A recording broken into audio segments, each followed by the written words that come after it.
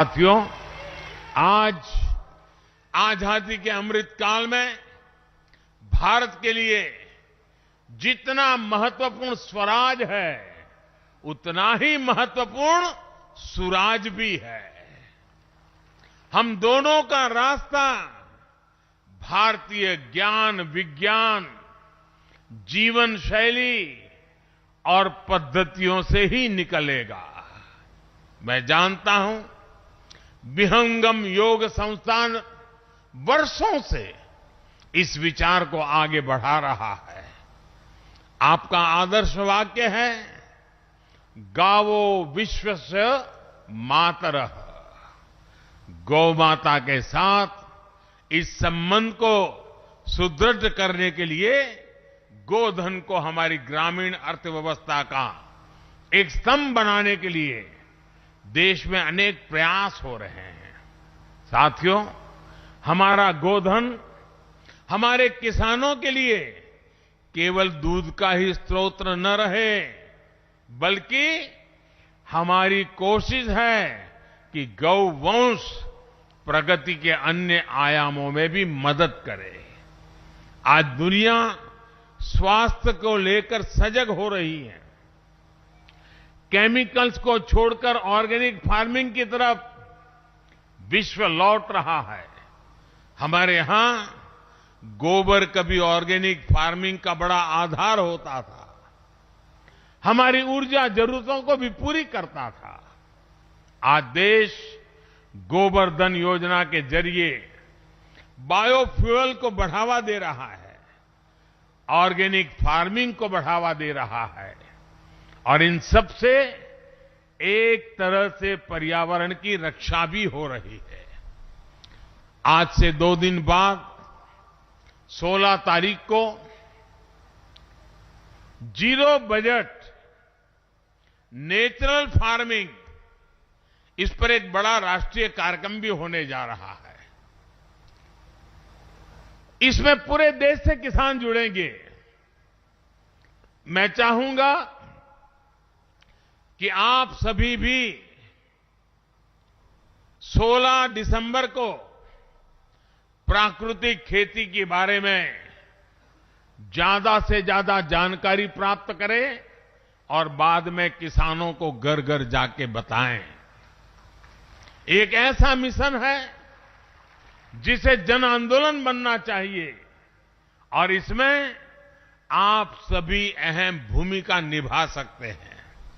साथियों, आजादी के अमृत महोत्सव में देश अनेक संकल्पों पर काम कर रहा है। विहंगम योग संस्थान सदगुरु सदाफल देव जी के निर्देशों का पालन करते हुए लंबे समय से समाज कल्याण के कितने ही अभियान चला रहा है। आज से 2 साल बाद आप सभी साधक यहां 100वें अधिवेशन के लिए एकत्रित होंगे। 2 साल का ये बहुत उत्तम समय है। इसे ध्यान में रखकर मैं आज आप सभी से कुछ संकल्प लेने का आग्रह करना चाहता हूं। ये संकल्प ऐसे होने चाहिए जिसमें सदगुरु के संकल्पों की सिद्धि हो और जिसमें देश के मनोरथ भी शामिल हो। ये ऐसे संकल्प हो सकते हैं जिन्हें अगले 2 साल में गति दी जाए, मिलकर के पूरा किया जाए। जैसे एक संकल्प हो और हो सकता है हमें बेटी को पढ़ाना है, हमें हमारी बेटियों को स्किल डेवलपमेंट के लिए भी तैयार करना है।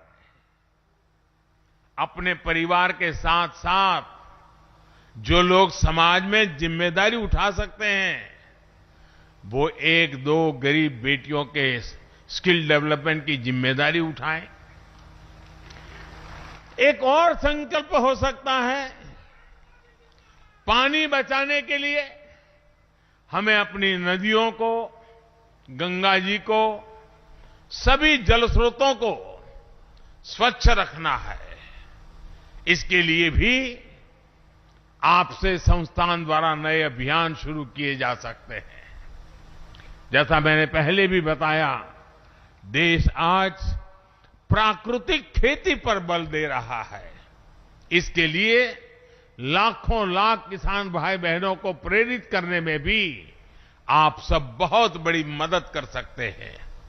हमें अपने आसपास सफाई स्वच्छता का भी विशेष ध्यान देना है। किसी भी सार्वजनिक जगह पर गंदगी न फैले, ये ध्यान रखना है। परमात्मा के नाम से आपको कोई न कोई सेवा का ऐसा कार्य भी जरूर करना है जिसका लाभ पूरे समाज को हो। मुझे विश्वास है इस पवित्र अवसर पर संतों के आशीर्वाद से ये संकल्प जरूर पूरे होंगे और नए भारत के सपनों को पूरा करने में सहयोग देंगे। इसी विश्वास के साथ आप सभी का बहुत बहुत धन्यवाद। पूज्य स्वामी जी का मैं आभारी हूं कि इस महत्वपूर्ण पवित्र अवसर पर मुझे भी आप सबके बीच आने का अवसर मिला, इस पवित्र स्थान का दर्शन करने का अवसर मिला। मैं फिर एक बार सबका आभार व्यक्त करता हूं। हर हर महादेव। बहुत बहुत धन्यवाद। देता है बनारस की सड़कें काफी चौड़ी हो गई हैं। बनारस में जबरदस्त विकास हुआ है। रिकॉर्ड संख्या में अब केदारनाथ तक लोग पहुंचने लगे हैं। लोकल को ग्लोबल हम बना रहे हैं और चौतरफा विकास की बयार बह रही है। स्वराज के साथ सुराज भी बहुत महत्वपूर्ण है। प्रधानमंत्री नरेंद्र मोदी अपने काशी के दौरे के दूसरे दिन और उन्होंने आज विकास की बात की है। उत्तर प्रदेश विधानसभा चुनावों को ध्यान में रखते हुए प्रधानमंत्री नरेंद्र मोदी ने आज एक बार फिर से आपको सुनवाया। क्या कुछ कहा उन्होंने? 12 साढ़े 12 बजे के बाद जैसे ही मुझे अवसर मिला, मैं फिर निकल पड़ा था। अपनी काशी में जो काम चल रहे हैं, जो काम किया गया है, उनको देखने के लिए निकल पड़ा था। गौदौलिया में जो सुंदरीकरण का काम हुआ है, वो वाकई देखने योग्य बना है। वहां कितने ही लोगों से मेरी बातचीत हुई। मैंने मड़ुवाड़ी में बनारस रेलवे स्टेशन भी देखा। इस स्टेशन का भी अब कायाकल्प हो चुका है। पुरातन को समेटे हुए नवीनता को धारण करना बनारस देश को नई दिशा दे रहा है। साथियों, इस विकास का सकारात्मक असर बनारस के साथ साथ यहां आने वाले पर्यटकों पर भी